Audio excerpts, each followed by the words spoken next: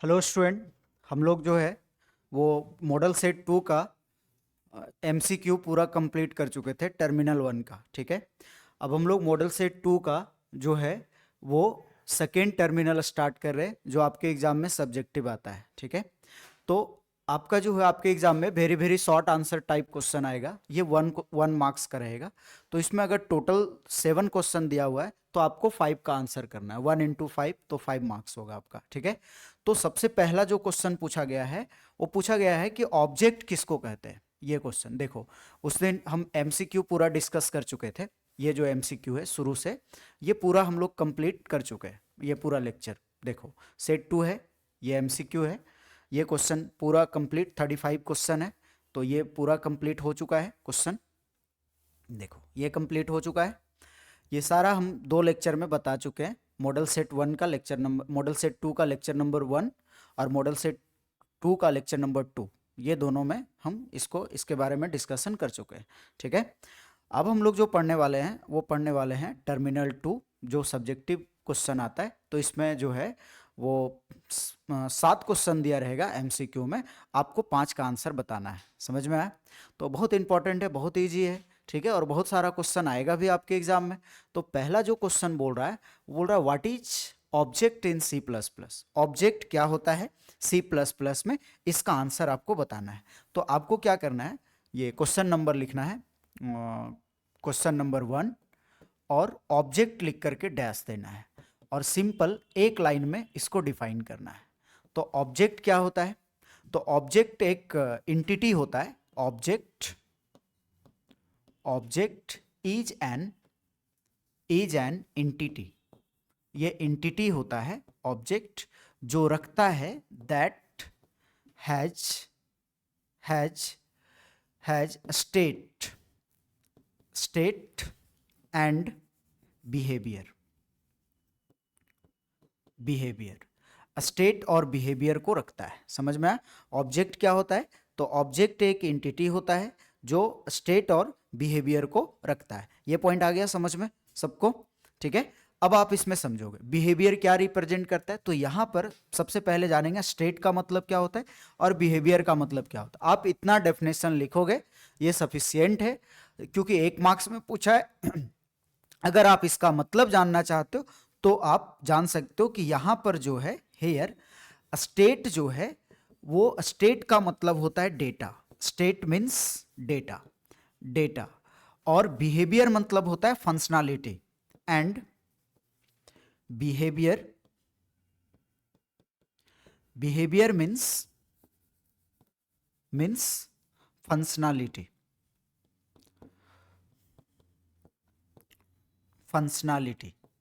ये होता है। बिहेवियर का मतलब फंक्शनैलिटी होता है। तो आप इसको समझने के लिए समझ सकते हो। ये ऑब्जेक्ट का थ्योरी कंप्लीट है।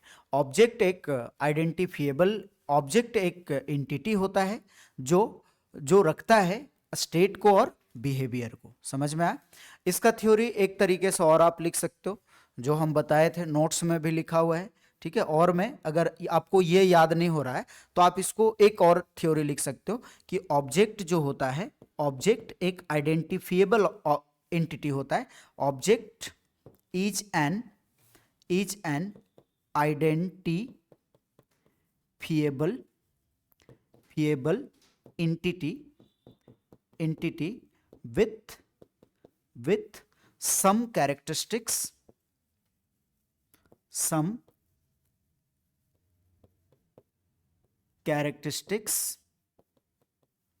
and behaviors, जो कुछ कैरेक्टरिस्टिक्स और बिहेवियर्स को रखता है। समझ में आ गया? तो आप ये भी डेफिनेशन में लिख सकते हो। ये दोनों में आपको जो इजी लगा वो आप लिख सकते हो। समझ में आया? तो ये टर्मिनल 1 का टर्मिनल 2 का ग्रुप ए का पहला नंबर क्वेश्चन का आंसर है कि ऑब्जेक्ट किसको कहते हैं। ये अगर आता है तो हम लोग यहां पे लिखेंगे। समझ में आया? ऑब्जेक्ट के बारे में लिख रहे। क्लियर है? नेक्स्ट, अब अगला क्वेश्चन का आंसर देते हैं। अगला क्या है? नेक्स्ट है आपका डेटाबेस किसको कहते हैं। बहुत सिंपल आंसर है। डेटाबेस हम लोग किसको कहते हैं, इसके बारे में हम लोगों को जानना है। डेटाबेस होता क्या है? ठीक है, ये आप लिख लोगे। अगर अभी लिखना चाहते हो तो इसको डिफाइन किए हैं, ये आप लिख सकते हो, शॉर्ट स्क्रीन ले लेना और इसको आप लिख लेना, ठीक है। नेक्स्ट जो है अगला समझने वाले हैं कि डेटाबेस किसको बोलते हैं। डेटाबेस, इसके बारे में, ये डेटाबेस है, इसके बारे में जानना जरूरी है, ठीक है। ये डेटाबेस है, देखो इसके बारे में, इसके बारे में बता रहे हैं कि डेटाबेस किसको कहते हैं। समझ में आया? तो हम लोग जानेंगे डेटाबेस। डेटाबेस लिख करके डैश देना है और लिखना है कि डेटाबेस जो होता है ये कलेक्शन होता है इंटर रिलेटेड डेटा का, ठीक है। तो इसमें क्या लिखेंगे, सिंपल एक लाइन में लिखना है, database database database is a collection of interrelated data, interrelated data। ये इंटररिलेटेड डेटा का क्या होता है, कलेक्शन होता है। किसका कलेक्शन होता है, इंटररिलेटेड डेटा का, कलेक्शन ऑफ इंटररिलेटेड डेटा। समझ में आया? ये एक लाइन 1 मार्क्स में पूछा है, 1 मार्क्स का आंसर आपको इतना ही लिखना है। डेटाबेस क्या होता है, database is a collection of interrelated data. जो डेटा एक दूसरे से संबंधित होता है उसी का जो कलेक्शन हम लोग करते हैं, एक जगह पे रखते हैं कलेक्ट करके, उसी को हम लोग डेटाबेस बोलते हैं। समझ में आ गया? तो डेटाबेस क्या होता है, कलेक्शन होता है इंटररिलेटेड डेटा का। एक लाइन में याद हो गया theory.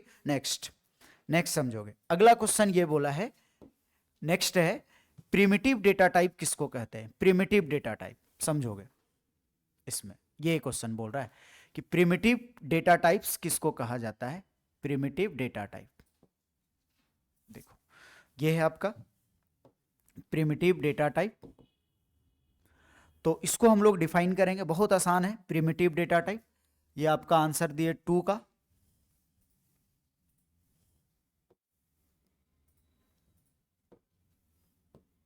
To number 3 question, 3 number question है primitive data types. Primitive data types. Primitive data types किसको कहा जाता है, बहुत सिंपल आंसर है इसका। जो फंडामेंटल डेटा टाइप होता है, जो डेटा टाइप पहले से बना हुआ है, तो हम लोग C++ में पढ़े थे कि प्री डिफाइंड डेटा टाइप को फंडामेंटल डेटा टाइप बोलते हैं, और उसी फंडामेंटल डेटा टाइप को प्रिमिटिव डेटा टाइप बोला जाता है। जैसे int, float, char, double, long, ये सब तो पहले से बना हुआ है, तो इसको हम लोग प्रिमिटिव डेटा टाइप कहते हैं, और ये लैंग्वेज के द्वारा सपोर्ट किया जाता है। तो हम लोग इसमें लिख सकते हैं कि वैसा डेटा टाइप जो फंडामेंटल डेटा टाइप होता है और वो सपोर्ट किया जाता है प्रोग्रामिंग लैंग्वेज के द्वारा, उसको हम लोग प्रिमिटिव डेटा टाइप कहते हैं। मतलब इसमें हम लोग लिख सकते हैं कि primitive data types are fundamental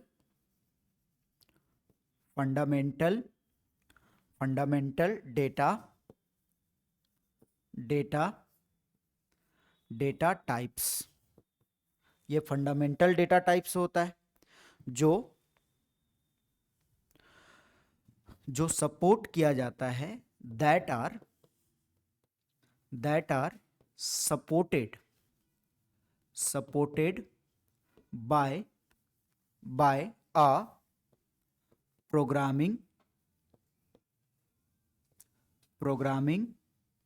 language, जो प्रोग्रामिंग लैंग्वेज के द्वारा सपोर्ट किया जाता है। जैसे एग्जाम्पल में क्या क्या हम लोग लिख सकते हैं, तो एग्जाम्पल में इसका आएगा क्या क्या, एग्जाम्पल में आ जाएगा इंट, फ्लॉट,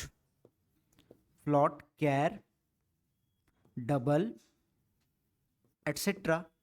ये सब जो है ये प्रिमिटिव डेटा टाइप है। समझ में आ गया? तो इसको हम लोग प्रिमिटिव डेटा टाइप कहते हैं। बहुत सिंपल लिखा हुआ है कि primitive data types are fundamental data types. Primitive data types जो होता है वो फंडामेंटल डेटा टाइप्स होता है जो सपोर्ट किया जाता है एक प्रोग्रामिंग लैंग्वेज के द्वारा, that are supported by a programming language. Example int, float, char, double, तो इसको तो C++ सपोर्ट करता है।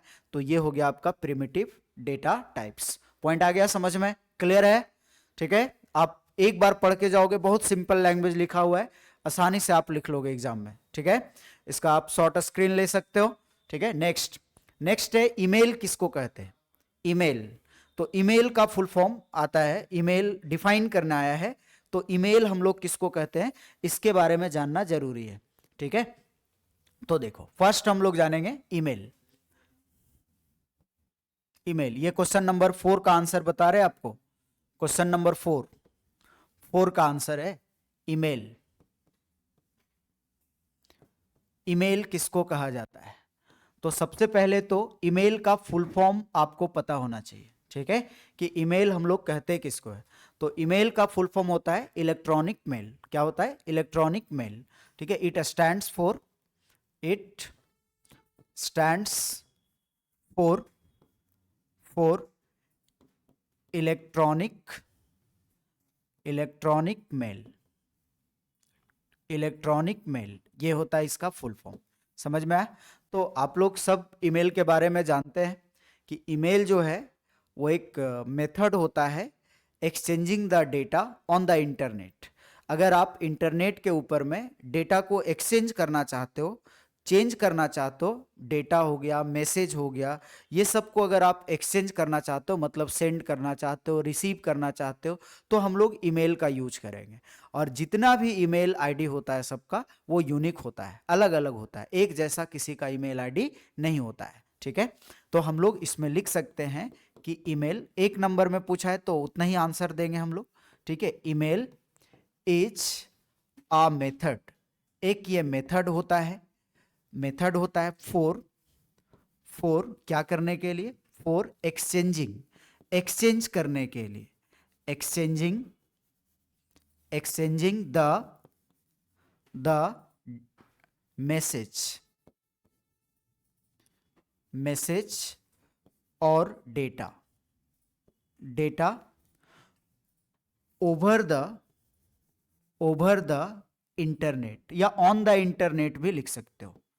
इंटरनेट मतलब इंटरनेट के ऊपर आप डेटा को या मैसेज को एक्सचेंज करना चाहते हो, एक जगह से दूसरे जगह भेजना चाहते हो, तो आप ईमेल का यूज करोगे, समझ में आया। तो आप ये भी लिख सकते हो कि ईमेल एक सॉफ्टवेयर है, एक्चुअली में ये एक प्रोग्राम होता है ईमेल, जो क्या करता है, जो यूज किया जाता है एक्सचेंज करने के लिए मैसेज और डेटा को, किसके ऊपर, इंटरनेट के ऊपर। अगर आप इंटरनेट के ऊपर कोई भी एक्सचेंजिंग करना चाहते हो डेटा को, तो आप ईमेल का यूज करोगे। पॉइंट आ गया समझ में। इसको हम लोग सॉफ्टवेयर या प्रोग्राम भी बोलते हैं, एप्लीकेशन भी बोल सकते हो। तो ये हो गया ईमेल। नेक्स्ट क्वेश्चन ये है, इसका आप शॉर्ट स्क्रीन ले सकते हो।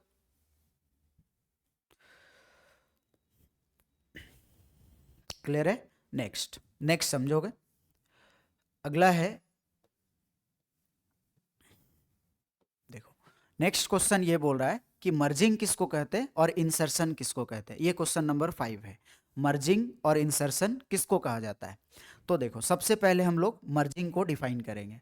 ये क्वेश्चन नंबर आपका 5 है, 5 क्वेश्चन नंबर 5। देखो यहां से देखो, क्वेश्चन ये बोल रहा है मर्जिंग और इंसर्शन किसको कहते हैं। तो सबसे पहले क्वेश्चन नंबर 5 का फर्स्ट डिफाइन करेंगे, मर्जिंग किसको कहा जाता है। तो आप लोग मर्ज का नाम सुने होंगे। मर्ज मतलब होता है मिलाना, कंबाइन करना, ठीक है। तो कंबाइन करता है ये, तो हम लोग डेटा स्ट्रक्चर में इसको पढ़े थे। डेटा स्ट्रक्चर क्या करता है, ये मर्जिंग क्या करता है, दो सिमिलर टाइप के डेटा स्ट्रक्चर को कंबाइन करता है, मिलाता है। तो दो सिमिलर टाइप के डेटा स्ट्रक्चर को मिलाएगा तो एक नया डेटा स्ट्रक्चर बनेगा, उसको हम लोग मर्जिंग कहेंगे। जैसे मान लो कि ये डेटा स्ट्रक्चर है, ये डेटा स्ट्रक्चर है, तो इसमें कुछ एलिमेंट रखा हुआ है इस तरह से, और ये दूसरा डेटा स्ट्रक्चर है, इसमें भी कुछ एलिमेंट पहले से रखा हुआ है।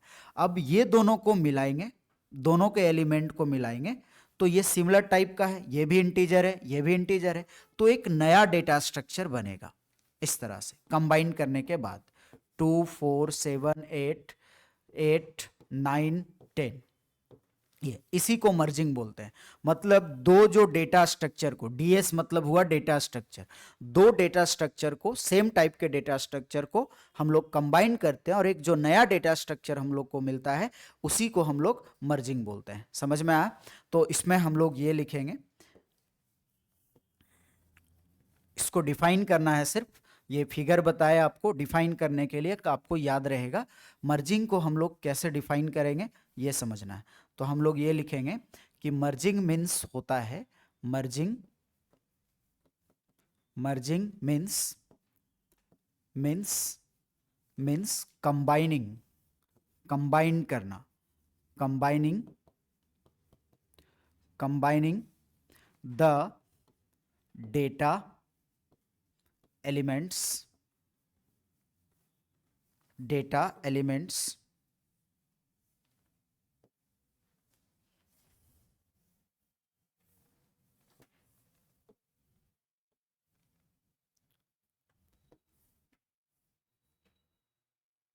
इसमें आप समझोगे। मर्जिंग मीन्स होता है combining the data elements, data elements को क्या करता है? कंबाइन करता है, combining the data elements, elements of of two similar, similar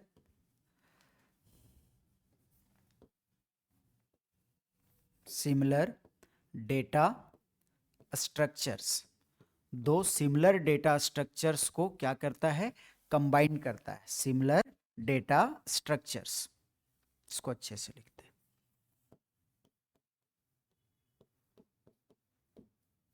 structures. ठीक है, तो क्या होता है? To form, to form uh, to form new data structure, simple लिखते हैं, new, new data, data structure, structure of the same type, same type. ठीक है, सेम टाइप का डेटा स्ट्रक्चर नया बनता है। देखो बहुत सिंपल लिखा हुआ है, merging means combining the data elements of two similar data structures, दो सिमिलर डेटा स्ट्रक्चर के एलिमेंट्स को क्या करता है? कंबाइन करता है, मिलाता है। तो उसका जो फॉर्म बनता है, to form new data structure of the same type, मतलब उसी टाइप का एक नया डेटा स्ट्रक्चर बन के तैयार होगा, उसी को हम लोग मर्जिंग बोलते हैं। अभी हम लोग सिर्फ क्वेश्चन नंबर 5 का एक मर्जिंग को डिफाइन किए हैं। अब आपको डिफाइन करना है इंसर्शन किसको कहते हैं, तो इसका आप शॉर्ट स्क्रीन ले सकते हो। ठीक है, नेक्स्ट अब आप देखोगे अगला जो हम ये डिफाइन करने वाले हैं वो डिफाइन करेंगे इंसर्शन किसको कहते हैं। तो इंसर्शन का मतलब होता है ऐड करना। देखो क्वेश्चन नंबर 5 का ही है इंसर्शन, इंसर्शन, इंसर्शन का मतलब ये होता है नया डेटा एलिमेंट का एडिशन, मतलब डेटा स्ट्रक्चर में हम लोग नया डेटा एलिमेंट को ऐड करेंगे। जैसे मान लो कि ये डेटा स्ट्रक्चर पहले से बना हुआ है इस तरह से 0 1 2 3, इसमें 10 20 30 40 ये एलिमेंट रखा हुआ है। ठीक है, इसमें तुमको कोई नया एलिमेंट ऐड करना है, तो नया एलिमेंट मान लो कि इसमें आपको 50 ऐड करना है, तो यही जो नया एलिमेंट हम लोग ऐड करेंगे ये डेटा स्ट्रक्चर में, इसी को हम लोग इंसर्शन बोलेंगे। मतलब इंसर्शन का मतलब होता है addition of new data element in the data structure. अगर आप डेटा स्ट्रक्चर में नया डेटा एलिमेंट ऐड करते हो उसी को इंसर्शन बोलते हैं। ठीक है, इसमें डिलीशन भी होता है, तो डेटा एलिमेंट से एलिमेंट को अगर रिमूव करेंगे, निकालेंगे, तो उसको डिलीशन बोलेंगे। सर्चिंग भी होता है, अगर आप डेटा एलिमेंट, डेटा स्ट्रक्चर में डेटा एलिमेंट को फाइंड करोगे तो उसको सर्चिंग बोलते हैं। सॉर्टिंग भी होता है, सॉर्टिंग का मतलब ये होता है कि अगर आप डेटा स्ट्रक्चर में डेटा एलिमेंट्स को अरेंज करते हो आइदर असेंडिंग और डिसेंडिंग, तो उसको हम लोग सॉर्टिंग बोलते हैं। ठीक है, तो इसमें हम लोग को जानना यह है कि इंसर्शन किसको कहते हैं। तो इंसर्शन का मतलब होता है insertion, insertion means, means means addition, addition of new, new data elements. New data element, insertion का मतलब होता है नया डेटा एलिमेंट का एडिशन, किसके अंदर? इन द डेटा स्ट्रक्चर। किसके अंदर ऐड करेंगे हम लोग? डेटा स्ट्रक्चर के अंदर। अगर आप डेटा स्ट्रक्चर में नया डेटा एलिमेंट ऐड कर रहे हो तो उसी को हम लोग इंसर्शन बोलेंगे। समझ में आ गया? ये क्लियर है इंसर्शन। नेक्स्ट इसका शॉर्ट स्क्रीन ले लो आप लोग, ठीक है। एक 1 मार्क्स में पूछा है, ये शॉर्ट आंसर काफी है इतना, ठीक है। नेक्स्ट हम लोग अगला जो पढ़ेंगे वो है 1NF। 1NF किसको कहते हैं? 1NF, ये क्वेश्चन नंबर 6 का आंसर है, ठीक है। 1NF, तो पहले तो आपको 1NF का ये पता होना चाहिए 1NF का फुल फॉर्म क्या होता है। तो 1NF का फुल फॉर्म होता है फर्स्ट नॉर्मल फॉर्म।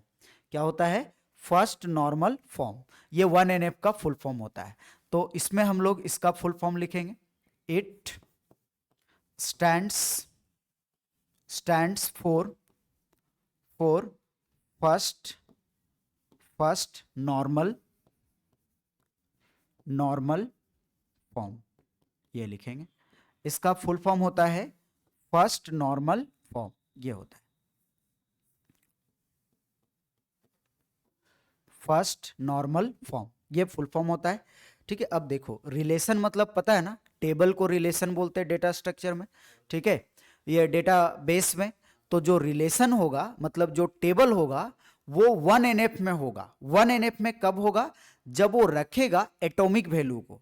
एटॉमिक मतलब होता है यूनिक वैल्यू, अलग अलग वैल्यू को अगर आपका टेबल रख रहा है तो उसको हम लोग क्या बोलते हैं? 1NF में वो टेबल होगा। मतलब इसका डेफिनेशन है आ रिलेशन, एक रिलेशन के जगह पे आप टेबल लिख सकते हो, रिलेशन या फिर टेबल। टेबल विल बी होगा, विल बी, देखो विल बी 1NF, 1NF होगा। मतलब रिलेशन जो है वो 1NF होगा। कब? जब when वो कंटेन करेगा, वो क्या करेगा? कंटेन करेगा। It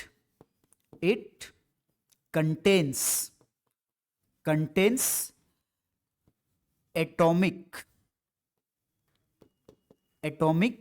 value. एटॉमिक मतलब अलग अलग वैल्यू को जब वो कंटेन करेगा तो हमारा टेबल 1NF में होगा। ये क्वेश्चन 1 मार्क्स में आता है। 1 मार्क्स में इतना आंसर सफिशिएंट है। आपको याद ये रखना है कि एक रिलेशन 1NF होगा जब वो कंटेन करेगा एटॉमिक वैल्यू को। एटॉमिक का मतलब होता है यूनिक वैल्यू। यूनिक मतलब होता है अलग अलग, यूनिक वैल्यू, अलग अलग वैल्यू को जो वो कंटेन करेगा उसको हम लोग 1NF कहेंगे। 1NF में वो टेबल होगा। समझ में आ गया स्टूडेंट? क्लियर है? ठीक है, 1NF क्लियर हो गया। नेक्स्ट इसका आप शॉर्ट स्क्रीन ले सकते हो। नेक्स्ट जो है वो है आपका give dual form of the following. Dual form आपको लिखना है, ठीक है। तो देखो ये 7 का ए नंबर बता रहे कि ए का डुअल फॉर्म क्या होगा। तो x plus x dash y, ये है। अब इसका डुअल फॉर्म लिखना है कि इसका डुअल फॉर्म क्या होगा। बहुत सिंपल है, ठीक है। डुअल फॉर्म लिखने के लिए आपको 4 रूल पता होना चाहिए। डुअल फॉर्म का रूल है, ये आपको बुलियन अलजेब्रा में पढ़ाए हैं। इसका रूल्स ये है कि अगर एक्सप्रेशन में प्लस साइन दिया हुआ है तो वो प्लस साइन को डॉट में चेंज करना है। समझ में आया?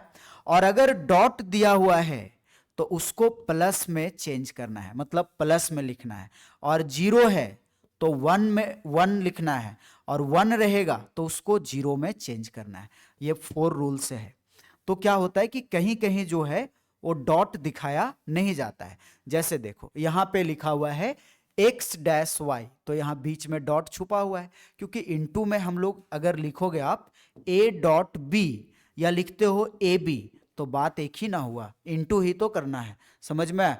तो ये डॉट कहीं दिया रहेगा, कहीं नहीं दिया रहेगा। जहां नहीं दिया हुआ है वहां आपको समझना है कि यहां पे डॉट है, क्योंकि इनटू में डॉट होगा। तो देखो इस रूल के अकॉर्डिंग लिखते हैं। इसका आंसर बहुत आसान है, x का x लिख दिए, प्लस है तो डॉट दे दिए, फिर ब्रैकेट देना होगा और यहां लिखेंगे x डैश, डैश में या नोट में कोई चेंजिंग नहीं करना है, डॉट है तो प्लस और y का y। ये हो गया पहला का आंसर, ये आंसर हो गया फर्स्ट का, बस इतना ही लिखना था, इतना आसान है। बी वाला देखोगे एक्सप्रेशन, बी में क्या बोल रहा है, a प्लस 0, ठीक है, डॉट बीच में डॉट है, a